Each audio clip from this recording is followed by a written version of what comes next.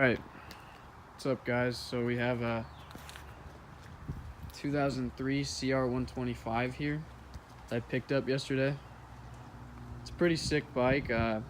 Picked it up for $900, so I got it for a steal. It runs and everything, but there's a lot of work that needs to be done on it, so this is me introducing the build. A lot of the work that needs to be done, so it wasn't very well maintained. So there's a lot of scratches on the plastics here, as you can see. This header's pretty rusty, so I'm probably gonna clean this one up and sell it and then just buy a new one for this bike. Also, we got a pretty big ding here. It's kind of hard to tell, but it's a pretty big ding here in the swing arm, so we're gonna need to I'm gonna see what the options are to get that out. I might not be able to salvage it, but I'm a pretty good welder, so I might be able to lay some beads over it and then grind it out. I'd have to talk to some people to see how that would work and see if I could maintain that finish. We also have a few dents in the pipe, so I'm probably not going to keep this guy just because I'm going for a mirror finish all around on this bike. I'm gonna tear it all the way apart, all the way down to the frame, and clean everything up and put it back together. Make sure everything's mint. I'm gonna do all the bearings and stuff. I'm gonna do the engine work, and that's the other thing with it. So it's not getting very good compression. So you can push this kick down really easy with your hand. Be careful so I don't start it even, but it's not getting very much compression. It's a little smoky when it starts up, so I'm guessing it probably needs a new top end and piston. I'm gonna compression test it. It should be, I think the factory specs within 160 to 190 PSI. So I'm gonna heat it up here and compression test it. Show you guys how to do that so we can see numbers wise if it needs a new top end. Other side, also the frame looks pretty good. Pretty clean, so I'm gonna clean that up. As far as anything else I'm gonna do to it, I'm just gonna tear it down all the way and put it back together. So along the way, I'm gonna see what I can keep. Don't have a ton of money, so I'm just gonna do what I can with the money I got and try and make this thing look really cool. All right, so we got the bike heated up to operating temperature, which you're supposed to do every time you take a compression test. Disconnect your electrical from the spark plug.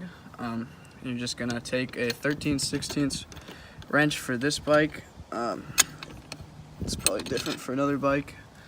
Break it loose and then you can take it out by hand.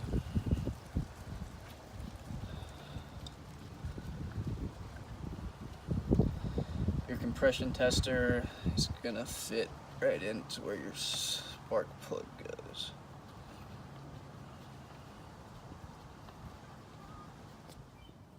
Alright, so this is my compression tester kit that I picked up from Eastwood. I'll put the link in the description for it, but it's pretty simple. You got your compression valve tester here, and you have different fittings that you're gonna screw onto the end of it, or you could screw this one in if it's the right thread. Make sure to get the right thread though, because you don't want to strip out the threads that you put in your spark plug in, because that would be a pain. So we got the compression tester screwed in. You didn't have to remove anything. You just got to feed the hose through the frame. And it's pretty easy to just find your way down onto the spark plug.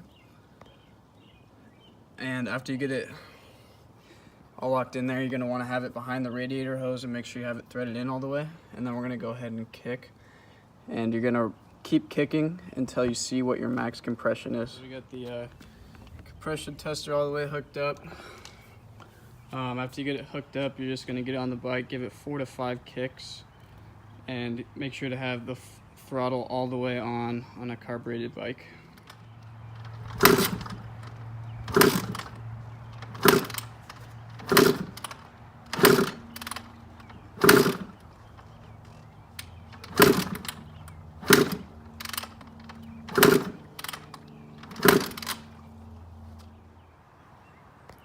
Okay, so after kicking this thing over, got about 100. It's rated at 160 to 190 psi. When I was kicking it over, got about 120, so it definitely needs a new top end. We're not getting very much compression. Thanks for watching this little intro to the build. There's gonna be a lot of cool stuff coming up. We're gonna make this bike look sick. So if you want to see that process and learn how to do some stuff on pretty much all bikes, because they're very similar, go ahead and subscribe and watch the videos. Alright, well, thanks for watching this little intro here. Yeah, we definitely know it needs a top end. There's a lot of other stuff that needs to be done to it, but we're going to make this bike look sick. We're going to go through every little thing. So if you want to watch that and learn how these bikes work and how to fix them, because they're all very similar. Doesn't matter, Honda, Yamaha, KTM, there's a lot of similarities between them. So if you want to watch that, definitely like and subscribe to this channel. And we'll probably be starting tearing it down this weekend. So